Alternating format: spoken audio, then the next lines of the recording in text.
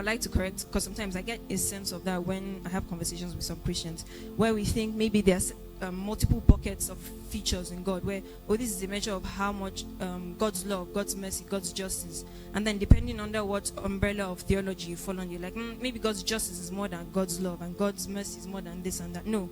God is the perfect embodiment of all of these things. God doesn't have goodness as a feature, like how you have hair and eyes. No, God is goodness. God is the good. He's the one from which all goodness emanates from.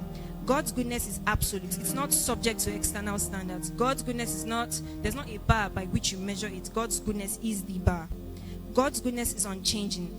You know how sometimes when you see someone that often gets angry, that's typically supposed to be a negative quality. When we're talking about things like God's wrath is his goodness being expressed against evil. That is what that is. So that's the unity of God's goodness and his justice. One, he cannot ignore sin, and his wrath is the expression of his goodness against evil, and his justice demands punishment for sin. So when we have these seemingly contradicting things, how then do we reconcile this? We have a very good meeting point of God's goodness and justice at the cross.